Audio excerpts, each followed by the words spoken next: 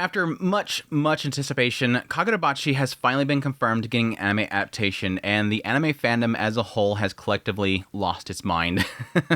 Hype levels are through the freaking roof. As somebody that has not looked into anything about this series, besides the trailer, which looks absolutely amazing, by the way, has not looked into anything about this series, I hope it lives up to the hype.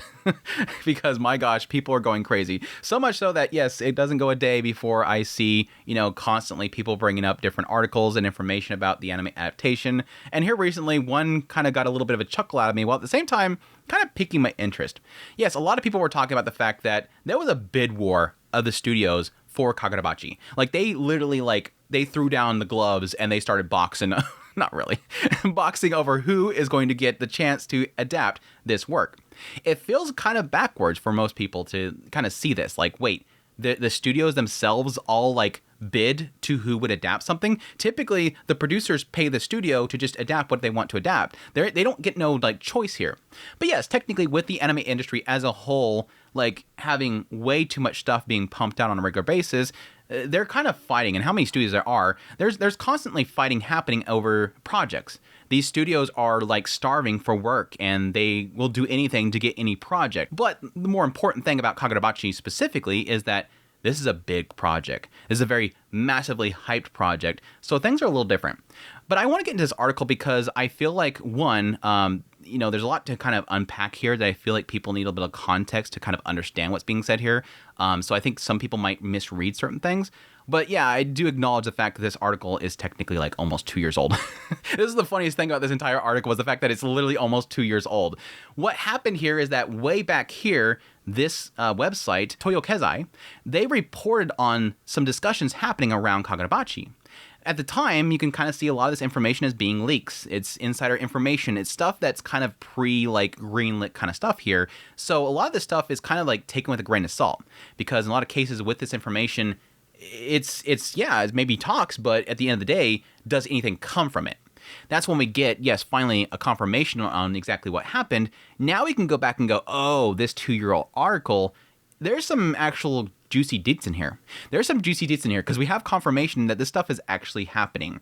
As to the extent of it, that's still a question mark, but let's dive into it. Keep in mind this is machine translated, so keep that in mind. Some of this stuff might be slightly off, but let's dive into it because there's some interesting stuff in there. It starts with saying, in the world with anime production, both CyberAgent and Shochiku have had relatively little presence. So why did these two companies come out on top in a bidding for the popular title that has drawn major industry attention? This is funny because, again, this is 2 years ago. CyberAgent, which again is Cyberagent Pictures, the producer anyways, it's interesting to kind of see them being talked down on when this last year, after this article was wrote, we had some crazy stuff out of them. We have, of course, the recent releases of Oshinoko, we had Summer Hikaru Died, we have Apocalypse Hotel, series that I really, really loved. Could this mark the first step towards the emergence of a third major force in anime? That's the question mark here. Why it's questioning that is, yes, these are some really fantastic titles, but keep in mind, yeah, while Oshinoko does have a general audience that it is attracting, we're not talking at the levels of something like a Kagurabachi. We're not talking the levels of a Demon Slayer, a Soul Leveling, a One Piece, something that is, again, having a massive audience comparatively. Toyo Kezai, again, this article's website, has learned that Shueisha's popular manga Kagurabachi will be adapted into anime, with CyberAgent and Shochiku serving as joint lead producers. The animation will be handled by Cyberagent Pictures, an animation studio under CyberAgent. Details such as broadcasting and streaming dates have not been announced. Again, this is back before the actual merger here, which was kind of the funny thing about this entire announcement. When this first got announced, they're like, hey, Kagurabachi is getting an anime adaptation, and everybody's looking at the trailer and going, holy crap, it's got to be MAPPA. And then suddenly Sidepick comes up on the screen, and everybody's like, wait, this is being adapted by a no-name studio? People are literally going to their websites here and finding Sidepick and going, wait, they've adapted nothing. Why is this no-name studio adapting this? Well, because last month, Cyberagent Pictures they were trying to shed the Cygames part, the games part. So they rebranded to Sidepick. So you could basically look at Cyberagent Pictures, and this is what Sidepick has done. They've done here recently all this Umamusumes that people went crazy over. The animation in that series is insane. You have Princess Connect Redive. You have Summer Hikaru Died. these are some beautiful, beautiful works. This is not a no-name studio. And again, it has Cygames Picture money here. Cygames Pictures money here. This is not a no-name studio. The Japanese anime market reached 3 trillion yen in 2023, doubling over the past decade. Much of this growth has been driven by anime based on Jump manga, such as Demon Slayer, Jujutsu, My Hero Academia, Haikyuu, Spy Family, and Oshinoko. 100% agree. And this is the sad reality of the anime industry right now, is where we do see like there is a massive jump in the amount of money that is going in the industry right now. The unfortunate reality is that a lot of that, a majority of that, is these big titles like Demon Slayer, Jujutsu, and all that kind of stuff. Those are the ones making the big bucks. And there's a concern there that once these series end, what's going to hold up the industry? Like, what's going to actually hold up the industry? As much as we all love our small time, I love Apocalypse Hotel. That's literally one of my favorite anime of last year. But I do acknowledge that it doesn't make money. It makes barely any money compared to things like Demon Slayer. However, within the industry, there are concerns that strong Jump titles capable of becoming major anime hits are running out, with current series like Dandadan possibly being amongst the last. One anime producer commented, saying titles like Akane Banashi or Kindergarten Wars probably won't become full-blown social phenomena. We're really running out of strong Jump works. And that's the unfortunate reality there. As much as, yeah, all these titles are fine, everything, they're not going to be big hits. And as much as there's tons of stuff in Jump, it's not like they're not producing anything anymore. It's just they're not things that are going to bring in the crowds. They're things that are not going to excite people. Amid this situation, Kagurabachi appeared like a comet. Among anime producers, it became highly coveted property, with comments like, it has elements that could succeed in both Japan and overseas. If adapted, it's guaranteed to be a hit. The one we run right now is Kagurabachi. Its overseas buzz is on another level. They're acknowledging there is a massive fandom for this, and more importantly, again, overseas hype. In fact, many major anime planning production companies and TV networks, especially those with strong track records adapting Jump works, participated in a bidding process. Yet the winners were CyberAgent and Sochiku, both of whom are not considered dominant players in anime production. That's changed a lot, right? CyberAgent has been working to develop anime as a mid to long-term core business. It participated in the production committee for Oshinoko and has been recruiting talent, such as producers and international rights specialists from other companies. In 2025, it plans to release original anime Apocalypse Hotel and The Summer Hikaru Died, both produced by Cygames Pictures. This is before last year when all this stuff came out. Meanwhile, Sochiku has been exploring ways to profit from anime. In January, it announced a capital and business alliance with TBS Holdings for joint anime production. Still, CyberAgent investment in Oshinoko is relatively small, with Kadokawa leading in the project.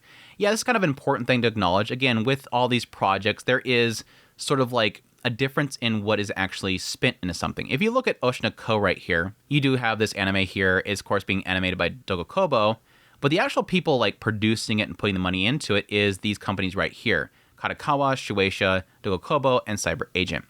Now, these individuals don't all like have an equal holdings for the things. They don't all invest the same amount of money.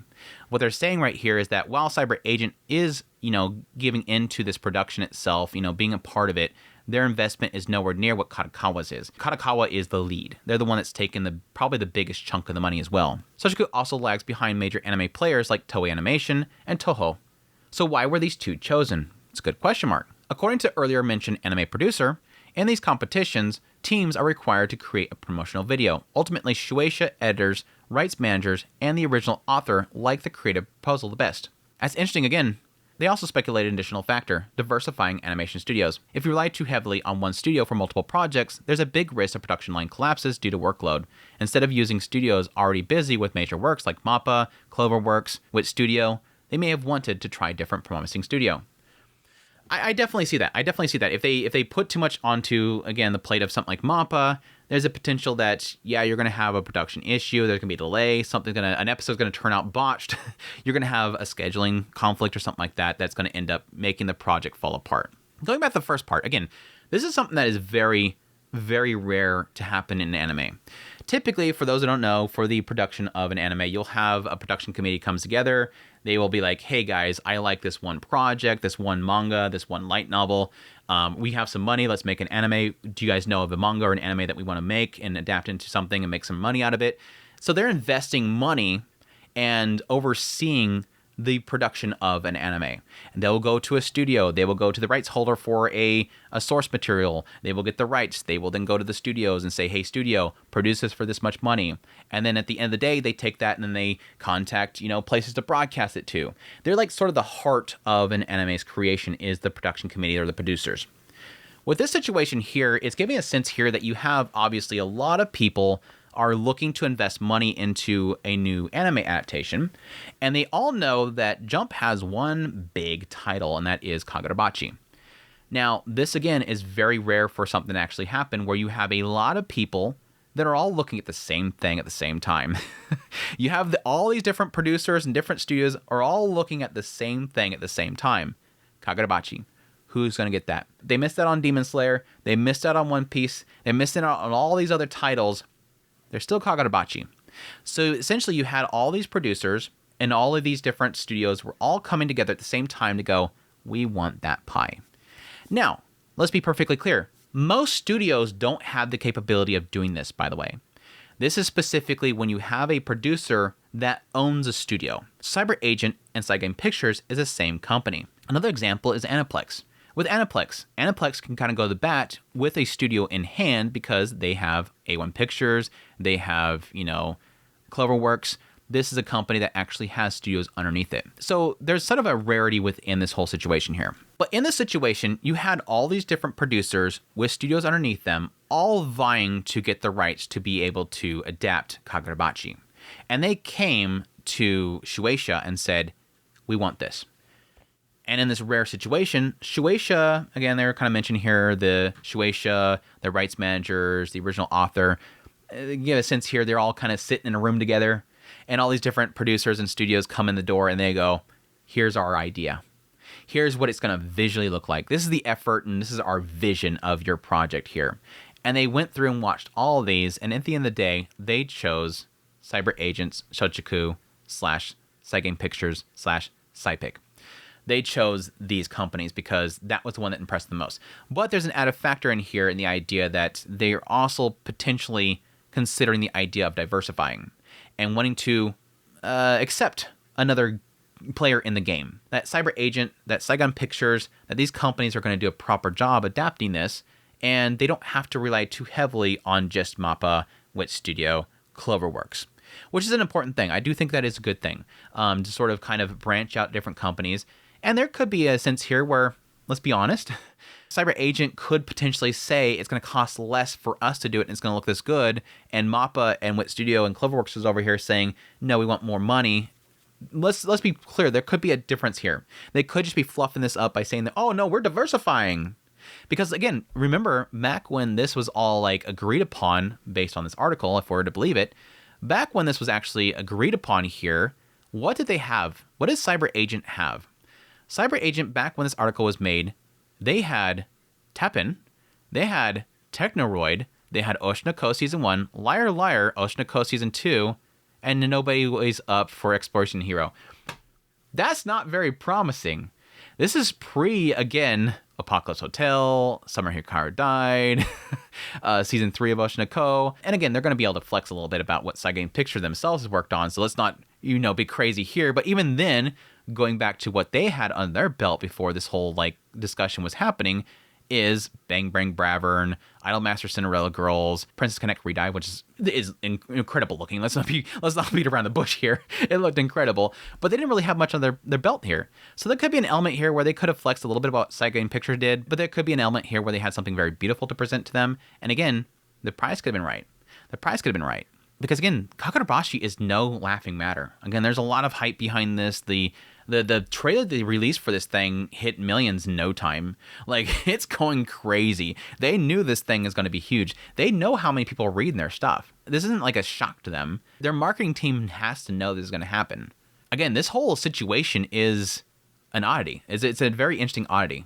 It goes on to say, global expansion plans also appear to have been an important evaluation point. In the April interview, CyberAgent executive Takahiro Yamauchi hinted at plans for events targeting audiences similar to anime fans overseas, suggesting potential growth in international IP business. The overseas initiatives may have appealed to Shueisha. That's actually very, very interesting. That makes sense. I want to kind of point out here that, again, this is an oddity. that the only other case you really have here that's similar to CyberAgent with Cypic in adapting Kagurabachi, the only thing similar to this that we have really as a reference is Mappa with Chainsaw Man. Because again, Mappa with Chainsaw Man, the studio themselves, the CEO basically stated that their whole mindset was that they hated being in a studio where producers came to them, offered up titles to adapt, then they adapted it for them, and they got very little of that money. So they decided to become the producers. They became the ones that went to the company to get the rights for Chainsaw Man and paid for it themselves to produce it. This is the same situation here where CyberAgent is doing that with Kagurabachi, with Cygang Pictures, Cypic, in order to produce this thing. And I would think the similar situation here in their mindset, and it's similar with Mappa. They all know they have to cultivate this title and then get it out there to the fans, get it out there internationally, and rake in that dough. And essentially, again, with Cygang Pictures, CyberAgent, they could have appealed to Shueisha in pulling that off as well. I almost feel like there's a sense here where CyberAgent is kind of taking a little bit of a instruction out of what happened with Mappa and Chainsaw Man. It's very interesting. While details how CyberAgent and Sochiku teamed up are unclear, their strengths complement each other. CyberAgent operates the streaming service Abema, which has been steadily growing in its user base, with anime making up a significant portion of viewership. Yes, very much so. It has also successfully executed anime tie-in campaigns with major advertisers. Sochiku, on the other hand, has strong theatrical distribution capabilities and operates more than 20 cinemas within its group. Yeah, which I can see being really significant later on, which is probably a good sign that you're going to probably have this anime adaptation happen, and then later on you're going to get a theatrical release of it. It's going to happen. It's going to happen. They wrap up the article by saying, together, CyberAgent's digital strengths and Sochiku's physical distribution power could complement each other across streaming, secondary usage, and theatrical releases. In fact, the 2025 anime film Project Sekai already saw CyberAgent as lead producer and Sochiku handling distribution, suggesting their collaboration is deepening ahead of Kagurabachi. When asked, both companies declined comment on specifics of the project. Yeah, because it's like before they even announced it. Currently, the anime industry is often described as dominating by two giants, Sony Group, with overwhelming capabilities spanning planning, production, studios, and streaming. Yeah, I mean, I literally just talked about earlier with Aniplex right here. This is under Sony. Aniplex, all the different studios under Aniplex, like, you know, again, Cloverworks and A1 Pictures. You have, again, Crunchyroll itself, which is distributing, you know, worldwide. Sony is dominating. And Toho rapidly strengthening its position with hit works. Will Kagurabachi anime adaptation help CyberAgent, Sochiku, or their alliance emerging as a third force in the industry? I think it can. I honestly think it can. At this point, again, what the whole idea here is that they're trying to break into, again, like having a massive anime adaptation hit, which again is going to be this title, which is a massive, again, Shonen Jump title. If they play their cards right and this adaptation turns out as good as it looks and actually adapts it properly, this could be a massive hit. This could be a massive, massive hit, possibly to the levels of something like Demon Slayer. Again, like I said before, it's an older article, but there's some interesting kind of insights into, again, what sort of the process could have been for the actual approval for this. Something that is, again, to be clear, kind of unheard of in the anime industry. Typically, with a lot of these cases, the studios don't get to choose. But again, I want to stress here, it's not the studios fighting over who adapts this. The studios have no say in this stuff. It is who is owning the studios. In this situation, it was CyberAgent above Cygang Pictures that went out to bat for it, and they fought for it. And you probably had other groups. You probably had Aniplex was over there trying to fight for it. Mappa could have been fighting for it. I don't know. They may have too much on their plate to really kind of bother with it. But yeah, I can see a lot of major producers with studios under their belt going to bat for this thing. But again, to be clear, studios themselves, the actual studios, they don't have the power. The studios themselves don't typically have the power unless they, again, have some sort of production group that's with them like Mappa. But it's still very interesting. It's still very, very interesting kind of seeing that, again, some of this stuff kind of went down a long time ago. And this is the result. This is the result that CyberAgent, Cypic came out the top at the end. But anyways, that is the news. I hope you guys enjoyed this video. Hope you guys found it informative. As always, if you did, hit the like button down below. Until next time, y'all take care.